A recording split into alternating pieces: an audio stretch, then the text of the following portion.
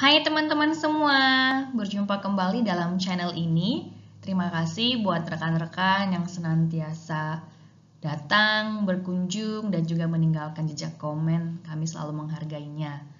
Ini merupakan uploadan pertama kami setelah rilis. Dalam 12 hari terakhir, kami dinyatakan positif COVID dan harus isolasi mandiri di rumah. Nah, selama isolasi saya menyadari ternyata kami ini terpapar satu keluarga karena kurangnya antisipasi atau tidak ada persiapan sebelumnya. Sehingga amat penting bagi saya untuk membagikan pengalaman kami ini agar teman-teman di luar sana yang jikalau nanti mengalami suatu hal yang sama dengan kami bisa melakukan antisipasi.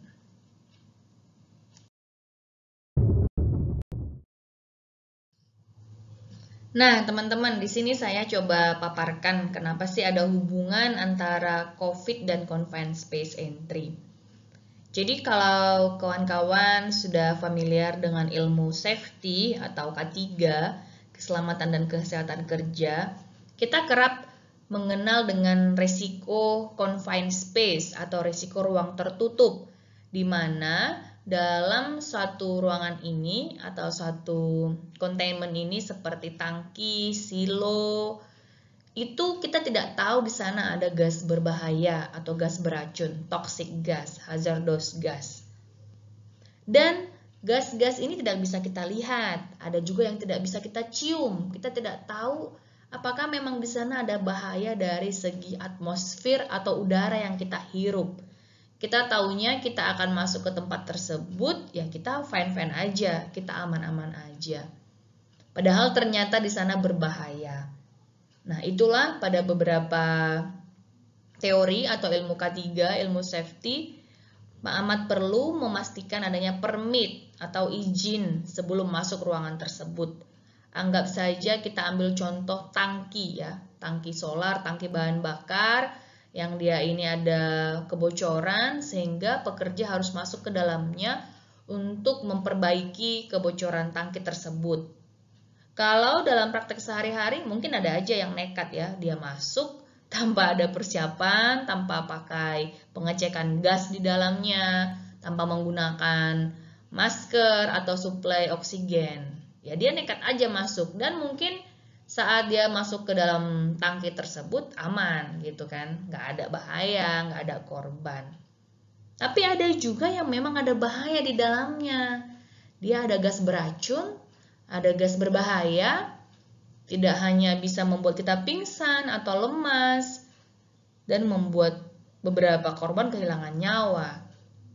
Jadi amat penting kehati-hatian saat kita memasuki suatu ruangan terbatas.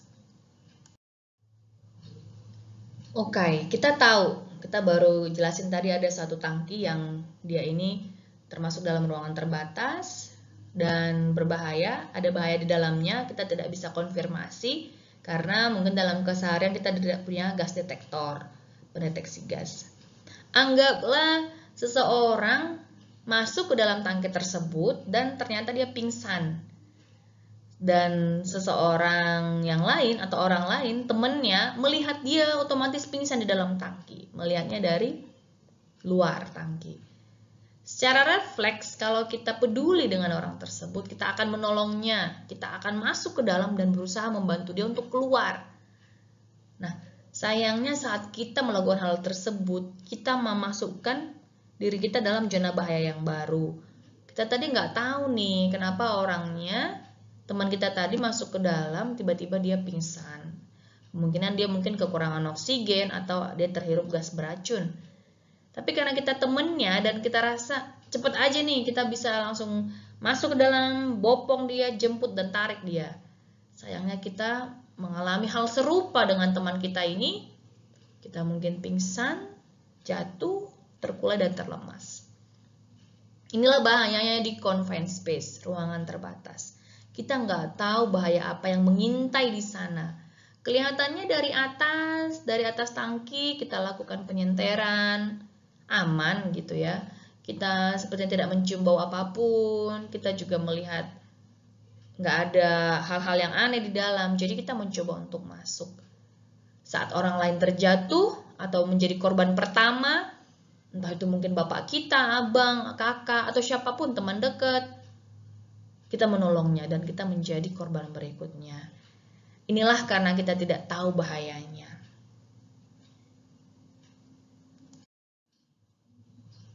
Kalau tidak tahu bahaya, artinya tidak memiliki pengetahuan yang cukup. Bisa saja kita belum pernah membaca tentang ruang terbatas tersebut, kita tidak tahu cara antisipasi. Kalau dalam kehidupan sehari-hari, sebenarnya ruang terbatas tersebut bisa dianginkan dulu. Misalnya semua pintu, semua lubang itu dibuka, didiamkan beberapa hari. Kemudian ada juga yang tekniknya dia disiram dulu dengan air, baru nanti dikeringkan kembali.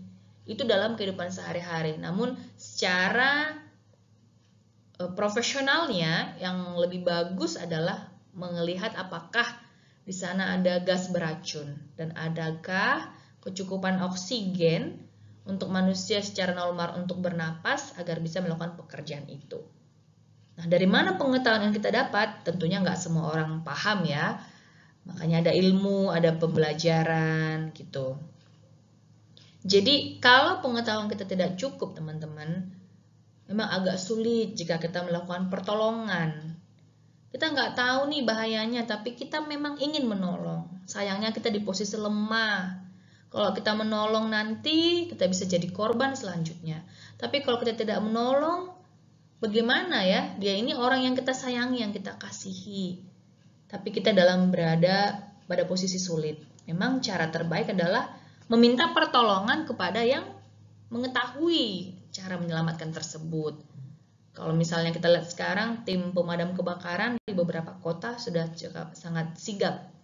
Jadi kita bisa menelpon mereka dan meminta bantuan mereka untuk datang membantu.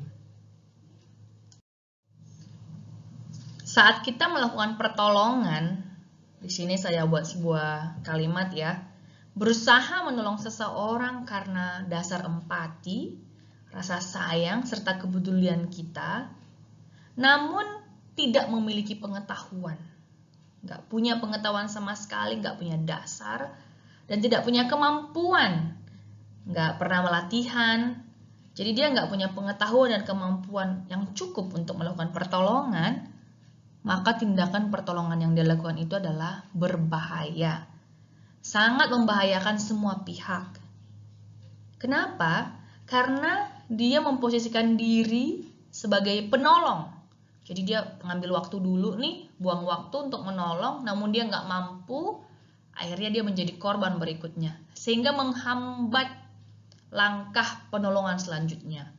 Andai saja penolong tadi udah tahu, aku nggak mampu buat nolong kamu, jadi aku harus mencari orang yang tepat untuk menolong kamu.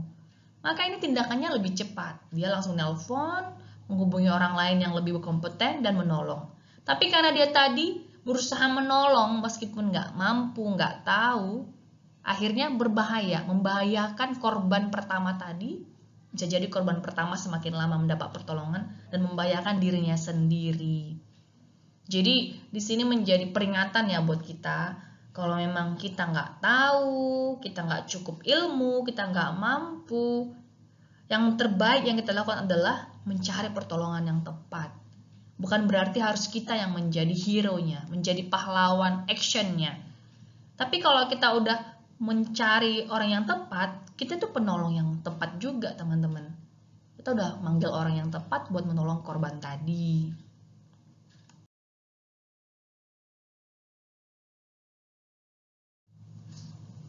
Nah, ini story-nya kami, kenapa satu keluarga itu menjadi penyintas COVID. Karena prinsip yang diadop oleh suami ada satu kalimat juga ya, tadi ada rasa ya, kasih, namun kepedulian, ini memang slogan yang utama ya, stay at home. Meskipun saat saya dalam gejala lebih baik seperti demam, badan pegal-pegal sudah tidak daripada tempat nongkrong, badannya Karena di situ Namun, sudah banyak sekali suami saya orang merasa yang kamu bukan COVID nih, berlalu kamu lalang, kecapean aja kerjanya. mungkin kita tidak Dan tahu ini mereka adalah didukung karena pesakit pada saat atau rapid seseorang yang kita rapid membawa antigen, COVID namun setelah tidak saya bergejala. ada gejala kita rapid Jadi antigen. stay at home itu Antigen menunjukkan saya bagus non reaktif. kalau memang Sehingga kita di saya rumah masih itu sama-sama sehat tinggal gitu bersama ya. dengan keluarga saya. Tapi Dan kalau di mereka rumah itu menolong ada saya pesakit seperti saya melakukan itu penanganan seperti tidak saya ini memungkinkan bukan orang lagi COVID. untuk Jadi tinggal saya bersama diurut, karena dikasih saya punya minum, anak yang tidak bisa ditemenin dikontrol, tidur, saya ditemenin juga berbicara-bicara seperti tidak biasa karena kita merasa daya non-reaktif untuk gitu. mempersiapkan makanan sendiri. Namun feeling sehingga saya harus waktu itu saya udah bilang aduh kayaknya saya ini ke arah bantuan COVID dimasakin karena dan beberapa hari yang diurusin dan lampau saya lain-lain. baru dari dokter Maka gigi. ini Jadi sepertinya ada membuka celah possibility gitu. exposure. Kita menjadi Ada kemungkinan media saya penyebaran. penyebaran. Saya ini menjadi inang yang menyebarkan. Dan pada saat itu kita tidak mengambil langkah untuk berpisah rumah. Padahal saat itu masih ada Jadi, juga opsi sebenarnya untuk keluar memisahkan kalau diri. Bisa memang langsung dirawat di rumah sakit ada atau di klinik kesempatan setempat atau atau di di rumah rumah kosong yang memang diri mungkin ada gitu ataupun ya. memang membatasi Atau diri di ya. tempat Saya ngambil penginapan, kesimpulan tadi isolasi berpisah dulu rumah. dirinya. Tapi kalau di sini ada pesakit Karena yang kalau memang si masih pesakit cukup ini tetap space ada di rumahnya rumah untuk tidak bisa berpisah benar-benar kamar, 100% bisa tempat terputus tidur, dari tidak anggota sharing rumah. Peralatan yang itu juga lain bisa dilakukan. maka Ini akan jadi intinya kembali kalau memang sudah ada gejala-gejala infeksi COVID yang baru yang mengarah dengan Jadi, simptom ada juga yang bilang, gejala umum ya. tapi saya sebaiknya selama ini sudah langsung merawat dilakukan orang pemisahan positif, di rumah saya tersebut, negatif. katanya. Nah, itu bagus juga.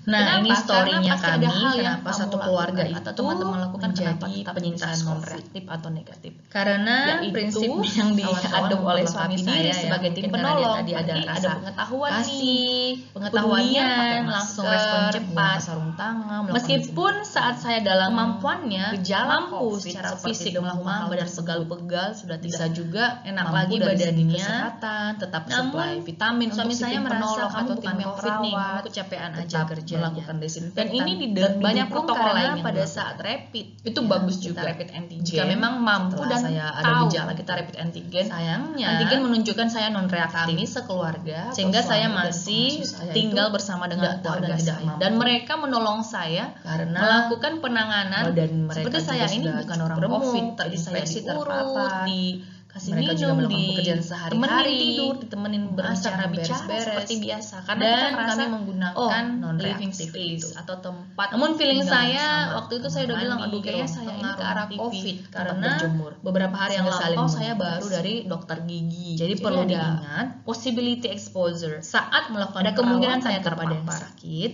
haruslah dilakukan dan oleh orang pada saat yang itu kita tidak kompeten. mengambil langkah untuk berpisah Siapapun rumah. bisa menjadi kompeten. Yang Jadi penting ada sebenarnya peralatannya, tahu kalau prosedurnya, memang dan dilakukan ada secara tepat. kesempatan Sehingga untuk berpisah, kita bertolong-tolongan untuk menanggung mengisolasi beban diri di dalam ataupun memang kebijaksanaan. membatasi diri ya. Saya ngambil Saya kesimpulan juga tadi menyadari ya, tapi betapa kalau di sini ada bersyukurnya pesakit memiliki yang suami, memang masih cukup pengasuh dan space kakak rumahnya yang sangat untuk care, berpisah kamar, karena mereka tidak berpisah takut tempat membahayakan tidur, tidak nyawa sharing. mereka. Peralatan Hanya itu saja juga bisa dilakukan. alangkah disesalkannya karena Jadi intinya kami kalau menjadi memang sama-sama sudah ada korban, gejala-gejala jadi sama-sama COVID pesakit.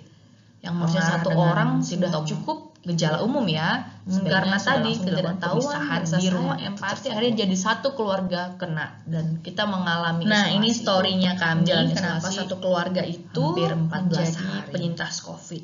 Yang tersiksa karena juga banyak. prinsip Anak saya yang jadi terputus diadop oleh suami sekolahnya. saya ya, Suami mungkin jadi karena dia tidak tadi bisa ada bekerja, rasa pengasuh tidak bisa kasih, bebas. kepedulian, Jadi ada langsung rasa bersalah respon dalam diri cepat. saya.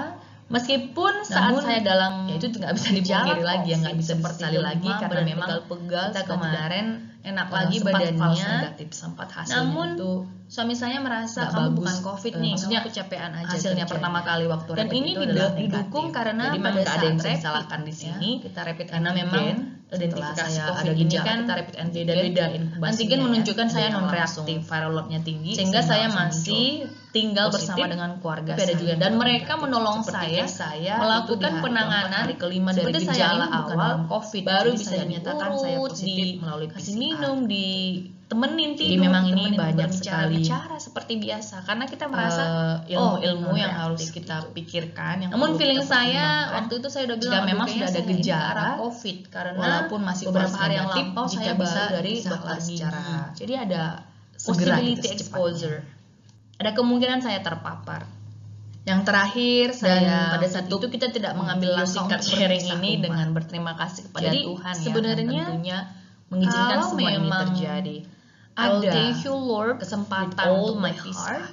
I will talk untuk about mengisolasi your diri, wonderful acts. Ataupun jadi memang membatasi semua diri yang ya. Tuhan Saya lakukan ngambil itu kesimpulan tadi berpisah rumah. setelah Tapi saya kalau di sini ulas ada pesakit yang itu memang adalah hal masih yang cukup baik. space rumahnya, Semuanya untuk telah berpisah diizinkan kamar, terjadi dalam berpisah hidup tempat saya dan tidur, keluarga. tidak sharing untuk suatu Peralasan alasan yang itu baik. juga bisa Hingga hal ini dilakukan. bisa di-sharingkan hingga Jadi tim intinya medis kalau dan memang praktek sudah kedepannya ada juga kami gejala-gejala mempersiapkan COVID diri yang hingga kami mengarah tahu dengan bahwa memang ada simptom resiko yang gejala masih ada umum di ya, depan kita, sebaiknya karena sudah langsung pandemi dilakukan belum pemisahan di rumah itu Namun yang tersebut. terbaik yang bisa kita lakukan saat ini adalah Nah, memproteksi, ini story-nya kami mempreventif, kenapa satu keluarga mencegah itu agar menjadi tidak terjadi penyintas COVID. case berulang untuk kami. dan Karena teman-teman. prinsip yang diadopsi Mudah-mudahan oleh suami saya ya, mungkin karena dia teman-teman di tadi luar ada sana rasa yang kasih, saking tidak cukup kepedulian, pengetahuan seperti langsung saya, respon saya cepat. juga semakin buta Meskipun semakin saat saya banyak dalam area-area yang tidak gejala saya ketahui COVID seperti tentang demam, pandemi dan COVID pegal ini, sudah tidak belum enak lagi lagi dengan badannya. cara penyebaran yang begitu Namun, cepat. Jadi saya suami perlu saya banyak merasa belajar, kamu bukan COVID perlu nih, banyak kamu membaca, kecapean aja perlu kerja. mendengarkan berita Dan yang ini terupdate tentang didukung COVID, karena pada agar saat bisa rapid memproteksi diri ya, saya dan kita keluarga. rapid antigen